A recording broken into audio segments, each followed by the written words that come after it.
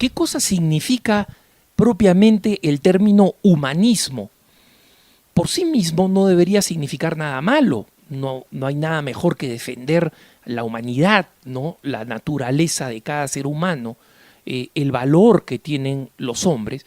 Y en última instancia, difícilmente sería posible encontrar una filosofía más humanista, es decir, más partidaria del hombre, que el cristianismo, que precisamente se basa en un principio sumamente radical, que Dios, ni más ni menos, la segunda persona de la Santísima Trinidad, se ha hecho hombre y en consecuencia ha hecho participar al ser humano de la naturaleza divina y en consecuencia un verdadero humanismo debería ser un humanismo inspirado en este principio cristiano.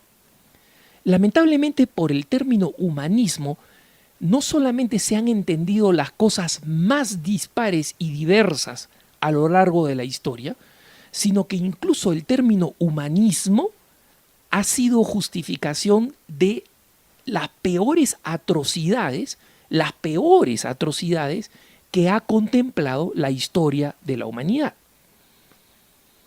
Si nosotros hacemos una breve historia del término, no del verdadero humanismo, sino de la palabrita, de cómo se ha utilizado y por qué es tan ambigua y tan sospechosa, nosotros podemos decir que el humanismo comienza como un movimiento artístico-cultural allí por finales del siglo XV, comienzo del siglo XVI, cuando comienza a existir un interés por el retorno a los autores anteriores al cristianismo, los clásicos griegos, los clásicos romanos, y a los temas artísticos, musicales, pictóricos, de escultura, que ya no son cristianos, sino que vuelven a el modelo pagano, ¿no? Las figuras de divinidades míticas, las pinturas como El nacimiento de Venus de Botticelli, composiciones musicales también en esa misma línea, y que en el fondo cuando hoy en día se enseña en los colegios, se enseña como si este hubiera sido un movimiento como de recuperación de algo que la tradición cristiana había querido de alguna manera ocultar o esconder. Nada más falso.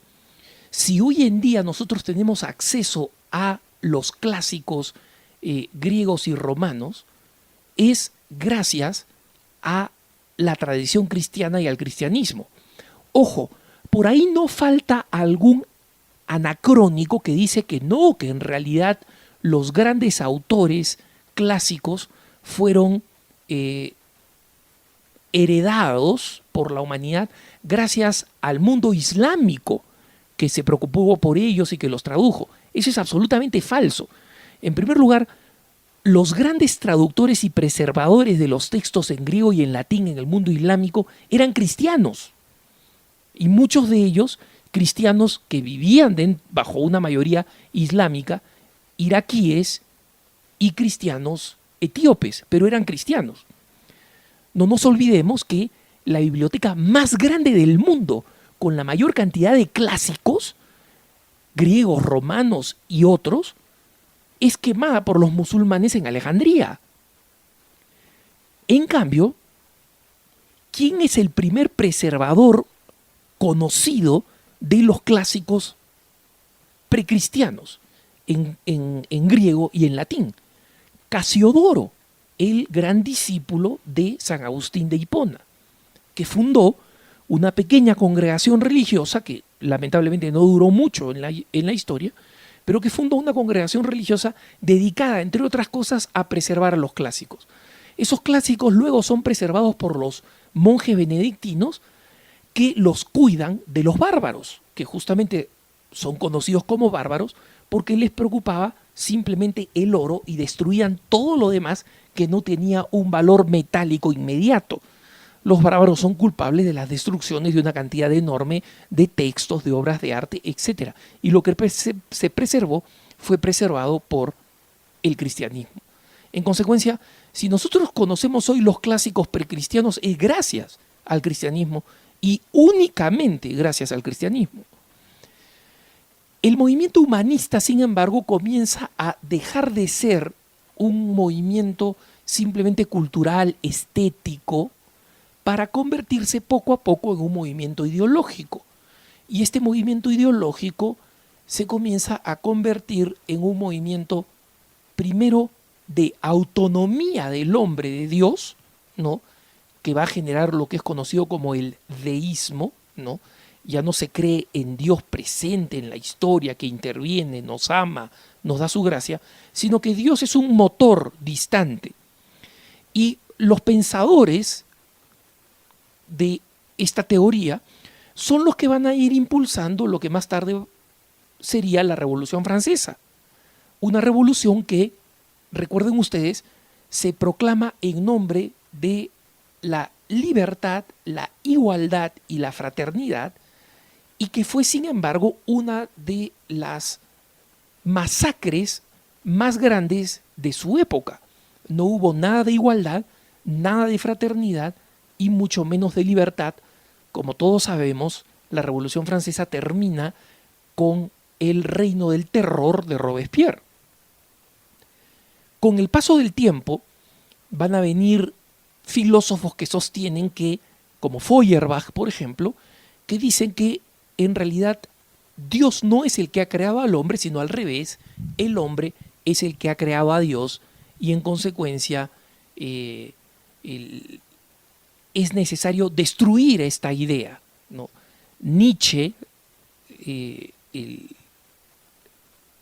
Federico Nietzsche, es uno de los que alienta esta doctrina, y estas doctrinas se van a terminar convirtiendo en las grandes ideologías del siglo XX, el comunismo, el fascismo, el nazismo, y que justamente bajo el nombre del humanismo van a crear las masacres más espantosas en la historia de la humanidad. Nunca las masacres que se han realizado en el siglo XX han tenido equivalente en toda la historia de la humanidad. Y eso es lo que llevó finalmente, después de la Segunda Guerra Mundial, pasado un tiempo, al Papa Pablo VI a decir que la historia, no la ideología ni la especulación mental, la historia había demostrado que todo humanismo que se levanta contra Dios se termina levantando contra el hombre. Y el Papa Juan Pablo II tomó esta idea de su predecesor Pablo VI y rápidamente la señaló al comienzo de su pontificado, en 1979, cuando inauguraba Puebla de Los Ángeles en México, señalando que bajo el nombre del humanismo quedaban ruinas y catástrofes sin precedentes, y que en consecuencia un humanismo sin Dios era en realidad un antihumanismo. En consecuencia, tantas masacres y catástrofes se han producido bajo el nombre de humanismo que existe naturalmente una verdadera fobia y aversión a este concepto y a este término. Y esa es la razón por la cual el mismo término humanismo ha ido desapareciendo y utilizándose muy poco, salvo en algunos círculos cercanos a la doctrina social de la Iglesia, donde se ha buscado rescatar un humanismo cristiano, reconociendo que el único verdadero humanismo es el humanismo que reconoce al hombre como no solamente creado por Dios, sino redimido por Dios, que Dios mismo ha querido compartir su naturaleza humana. Fuera de ese contexto, el término humanismo hoy en día es prácticamente un anacronismo. Lo utilizan por ahí todavía los masones mexicanos o lo utilizan, por ejemplo, los socialistas españoles, pero lo utilizan así en el sentido del siglo XIX y del siglo XX y en consecuencia la han convertido en una palabra por lo menos extremadamente sospechosa. Que tengan un buen día.